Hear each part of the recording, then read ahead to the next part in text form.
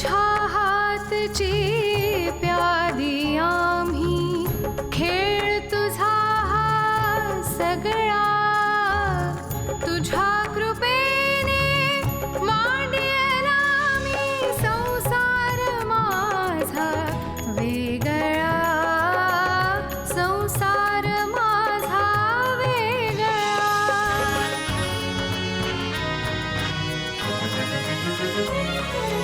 तोडून पाश मायेचे घेऊन श्वास मोकळा सानुल्या घरट्यातला संसार माझा वेगळा संसार माझा वेगळा.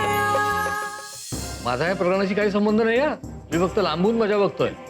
जावयाला बेअब्रू करून नोकरीवरून काढून टाकणार आहे यात मजा वाटते तुम्हाला? कन्सेप्च्युअली ना तुझं चुकतंय. हे असं की मुळात मी त्याला माझा जावई मानतच नाही. शृंगारपुरे मॅडमने माझ्यावर जे आरोप केले आहेत ते निखालस खोटे आहेत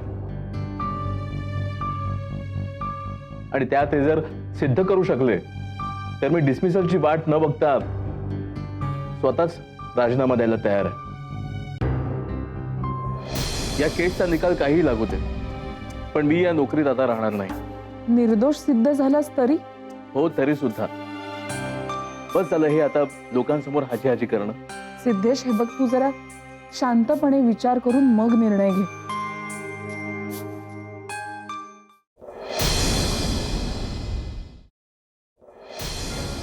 डोंट वरी रुजुता.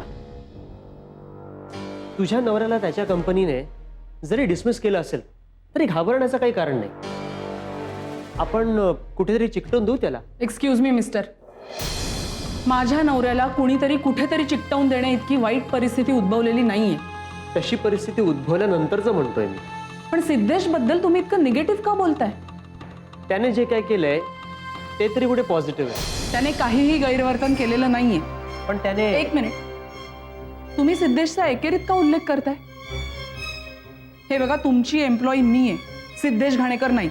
आज नसतील ग पण पुढे मागे होतीलच की. त्या कंपनीने काढून टाकल्यानंतर माझ्याकडे येणार आहेत ते काम मागायला. आय बेट ऑन दिस. सिद्धेश या कंपनीत कधीच येणार नाही. का? मी त्याला येऊ देणार नाही. का? माझी कंपनी एवढी टाकाऊ आहे? नाही, कंपनी चांगली आहे. फक्त नवरा बायको एकाच प्रायव्हेट ऑफिसमध्ये असणं तोट्याचं असू शकतं. काय तोटा असतो? दोघांनाही एकाच वेळी घरी बसायची वेळ येऊ शकते. आपल्याकडे तसं होणार नाही. मी सांभाळून घेईन ना. त्याचीच तर मला जास्त भीती आहे. एनिवेज, पण ही सगळी चर्चा खूप निरर्थक आहे. आज सिद्धेशच्या इन्क्वायरीचा रिझल्ट आहे आणि तो त्यातून सही सलामत बाहेर पडेल याची मला खात्री आहे. मला नाही वाटत तुझा नवरा सही सलामत सुटेल. म्हणजे? कारण तक्रार एका बाईने केली आणि अशा बाबतीत सिंपती नेहमी बाईलाच मिळते. Let's see. ते म्हणतात ना, घोडा मैदान जवळ आहे.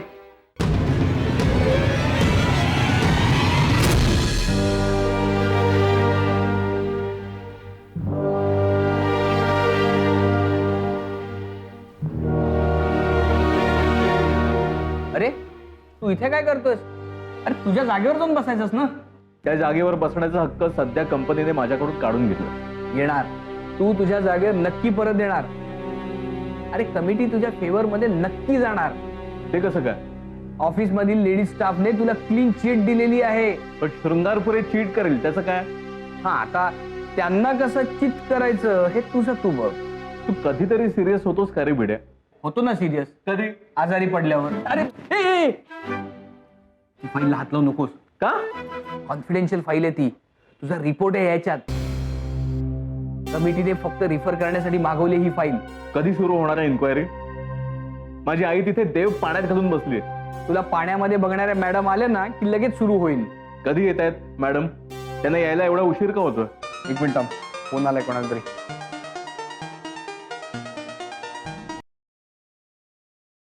हा मॅडम, तुम्ही येताय ना? नाही, इन्क्वायरी कमिटी तुमचीच वाट बघते.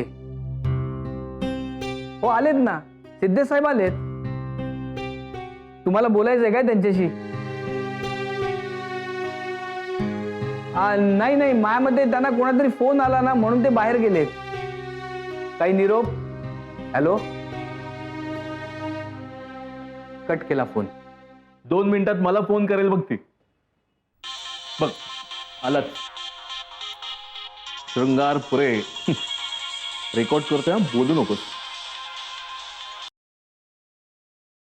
Hello ma'am. काय मग आज तुमच्या या कंपनीतला शेवटचा दिवस ना?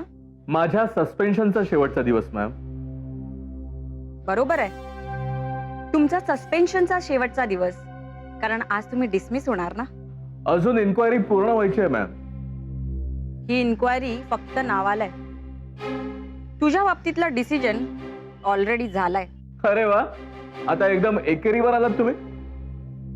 पडतूस माणसांशी असंच बोलतात. मी कधी तुमच्याशी असं बोललो नाही. अरे का उगाचच नोकरी घालवून बसतोयस? कमिटी समोर माझी माफी माग.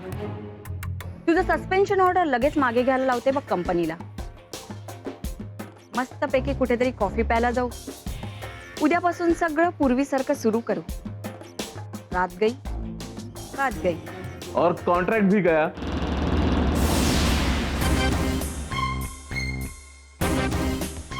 म्हणजे माझी सस्पेन्शन ऑर्डर कॅन्सल झाली तर घाटगे तुम्हाला कॉन्ट्रॅक्ट नावाची सुपारी देतील का? मला डिस्मिस करण्यासाठीच मिळणार आहे ना तुम्हाला करोडोचं कॉन्ट्रॅक्ट. इडियट.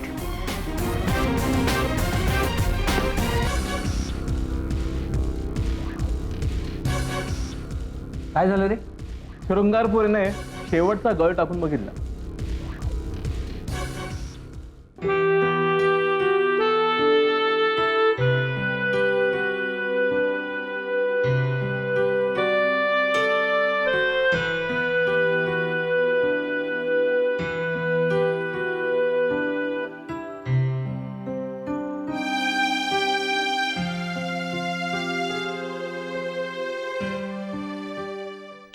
परत आला बघ.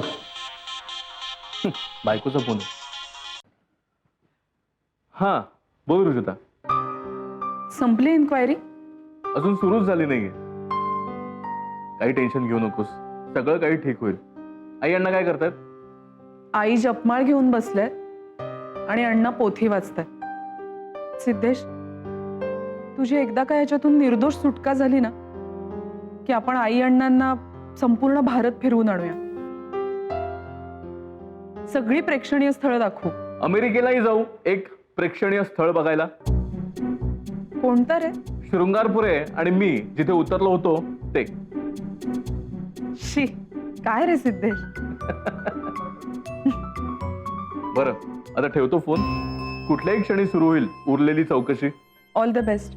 आणि हे बघ, मी थोड्या वेळासाठी ऑफिसला जाऊन येणार आहे. हा, ओके, थँक्यू. बाय.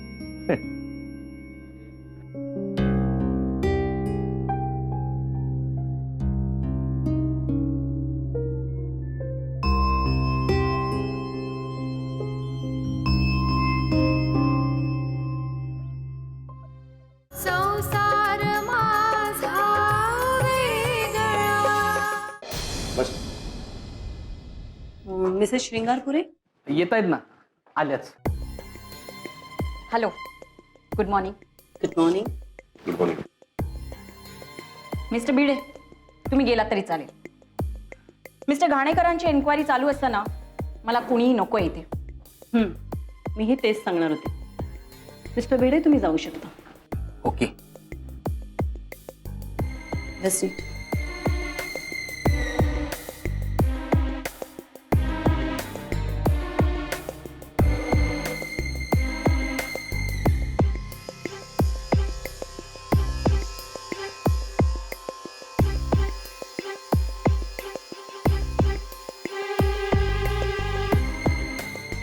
वेल, कशी करायची आहे सुरुवात? सस्पेन्शनची केस आहे तेव्हा आरोपांपासून सुरुवात करू. ओके. मिसेस श्रृंगारपुरे, मिस्टर घाणेकरांबद्दल तुम्ही कंपनीकडे तक्रार केली होती, राईट? राईट. बोला, काय आरोप आहेत तुमचे घाणेकरांबद्दल? अत्यंत कामचुकार माणूस, अत्यंत उर्मट. एक तर हे अमेरिकेला यायलाच तयार नव्हते आणि त्यासाठी काहीतरी फालतू कारण सांगत होते, म्हणजे माझी बायको इथे एकटी कशी राहणार वगैरे. Am I right mister Ghanekar? तुमचं पूर्ण होऊ दे, मग त्यांना पण विचारू राईट की रॉंग ते. Okay fine. या माणसाने मला कधीही कॉपरेशन दिलं नाही. प्लीज यांना जरा विचाराल कुठे कोऑपरेशन दिलं नाही. त्यांना काय विचारायचं आणि काय नाही ते आम्ही ठरवू मिस्टर घाणेकर. पण हे बघा, तुम्हाला नंतर तुमची बाजू मांडायला मिळणार आहे मिस्टर घाणेकर. हां मिस्टर शृंगारपुरे बोला. कंपनीने यांना वेगवेगळे सेमिनार्स अटेंड करण्यासाठी पाठवलं होतं, पण यांनी एकही सेमिनार अटेंड केलं नाही की कोणतं ट्रेड फेअर व्हिजिट केलं नाही. आपल्या स्वीटवर झोपा काढत बसायचे, माझे फोनही अटेंड करायचे नाही. आपल्या बायकोशी मात्र तासन तास गप्पा मारत बसायचे.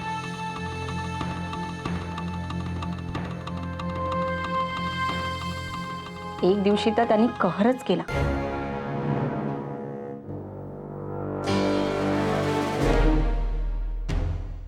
सांगायलाही लाज वाटते मला. सांगा सांगा, काय केलं यांनी? मला रात्री अपरात्री आपल्या स्वीटवर बोलवून घ्यायचे आणि म्हणायचे, काय म्हणायचे ते समजून घ्या ना. सांगा सांगा तरी. मला म्हणायचे, मला तू हवी आहेस, आपण इथेच सेटल होऊ. तू तुझ्या नवऱ्याला सोड, मी माझ्या बायकोला सोडतो.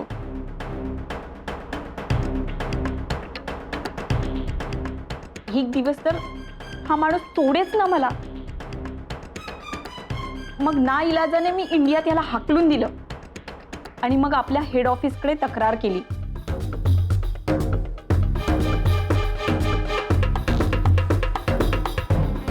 याला सस्पेंड नाही तर डिसमिस करायला हवं, आणि तेही याच्या कॉन्फिडेन्शियल रिपोर्टवर रिमार्क देऊन की या माणसाचं कॅरेक्टर लूज आहे म्हणून.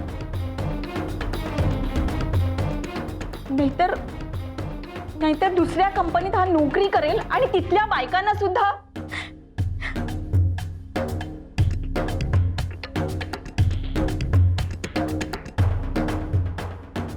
Excuse me.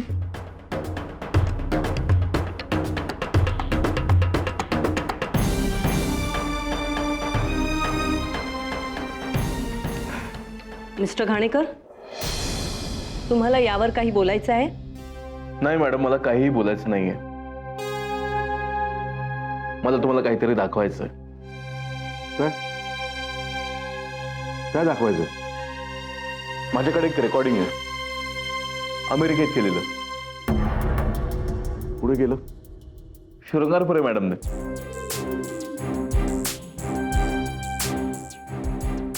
त्यांनी माझ्या स्वीटमध्ये एक सिक्रेट कॅमेरा लपवला होता, माझ्या विरुद्ध हे सगळं कुभांड रचण्यासाठी.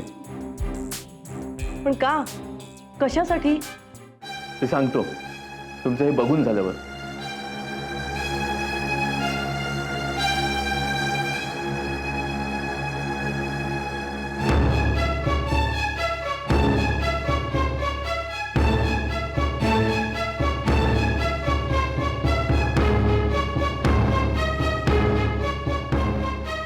मॅम, ते स्विमिंग वगैरे राहू द्या ना आता. का? काय, मला ना थोडंसं ताप आल्यासारखं वाटतंय. अगं बाई, खरंच की काय?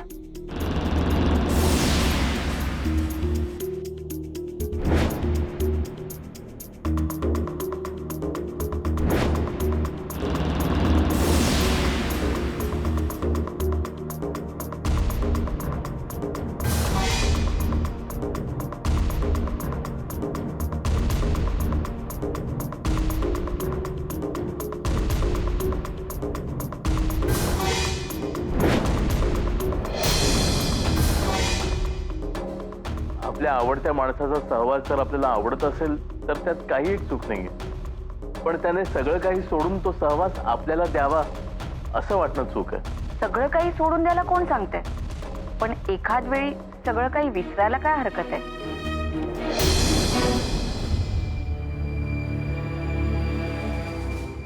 तुम्हाला ना प्रेमाची नितांत गरज आहे. तुम्हालाही असंच वाटतंय ना?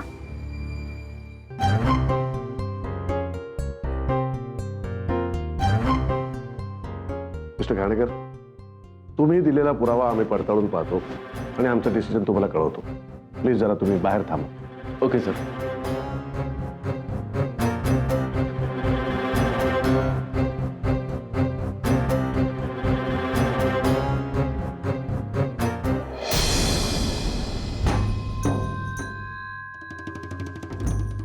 अरे ही शृंगार पुरे फोन उचलत का नाही?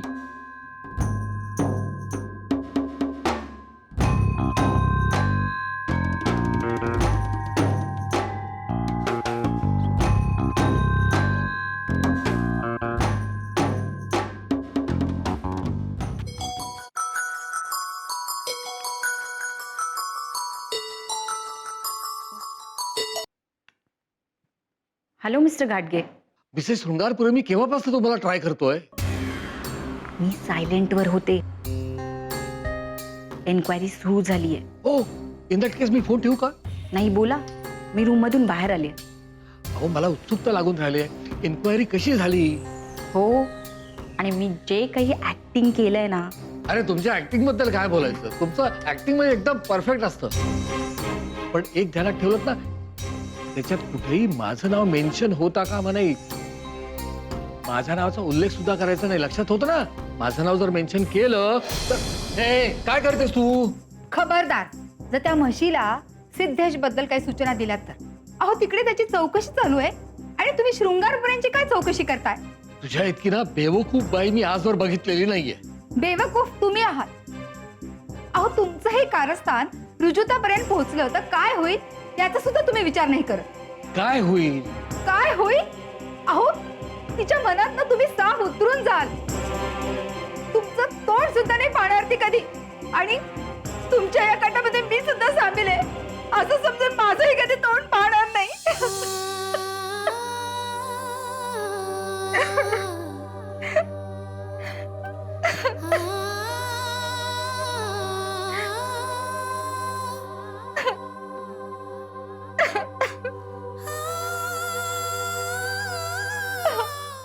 संसार माझा वेगळा. हॅलो रुजुरा, कुठे आहेस तू? अगं, जेडी याची वेळ झालीये. तो येण्यापूर्वी मला एक न्यूज द्यायची आहे. लवकर ये. हो हो हो, येतेच आहे मी ऑफिसमध्ये. ही बघ इथे. काय अगं, तुला यायला एवढा उशीर का झाला? खरं म्हणजे मी आज येणारच नव्हते. का? सिद्धेशची एन्क्वायरी आहे का आज. मला ना खूप अस्वस्थ व्हायला झालंय. पण त्यात मध्येच जेडीचा फोन आला की मागच्या आठवड्यात तुझे प्रेझेंटेशन दिलं होतंस त्याचा आज रिझल्ट लागणार आहे, मला तू ऑफिसमध्ये हवी आहेस, म्हणून यायला लागलो मला. Congrats Rujuta, congrats. Hearty congrats. कशाबद्दल? गेल्या आठवड्यात तू अमेरिकेला पाठवलेला प्रोजेक्ट अप्रूव्ह झालाय. खरंच? आणि पहिला फॅशन शो 2014 पॅरिसला होणार आहे. वा, दॅट्स ग्रेट न्यूज. अभिनंदन जेडी. अभिनंदन रुजुता. अभिनंदन? व्हॉट अभिनंदन? कॉंग्रॅट्स म्हण, कॉंग्रॅट्स. आणि तू इथे उभी काय आहेस? निघ आधी. ओके. ओके काय? तुला कळतंय का मी कशासाठी निघ म्हटलं ते? कशासाठी? त्यांच्या ईमेलला रिप्लाय द्यायचा आहे. ओके. ओके काय? काय रिप्लाय देणार आहेस? नेहमीचाच format. Thanks for selecting our project for your show. आणखी ऍड कर, we wish to attend the show in Paris and please make necessary arrangements for 2 persons from our office. आणि 2 नावं add करायची. कोणती? मिस्टर जयदीप दांडेकर आणि मिसेस रुजुता घाणेकर.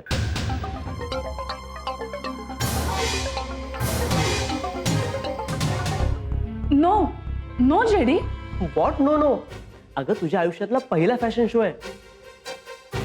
ए, तू बघत काय बसलीस तोंडाकडे? जा आधी.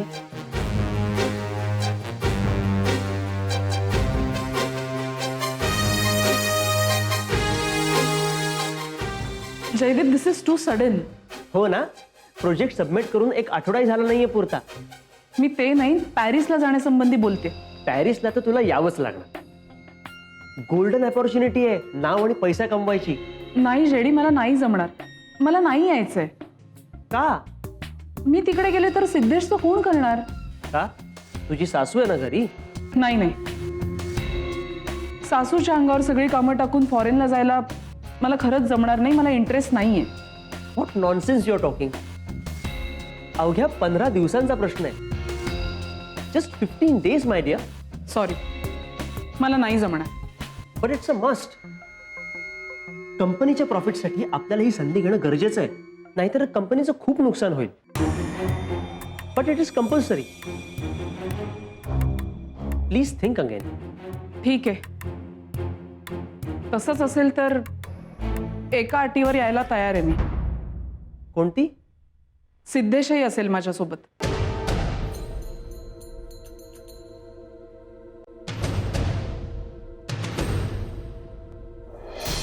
तुला सांगतो, आपल्या मुलाच्या आयुष्यात काहीही विपरीत घडणार नाही. काही काळजी करू नकोस. आणि बघ आता सिद्धेश येईल आणि आनंदाची बातमी देतो की नाही बघ.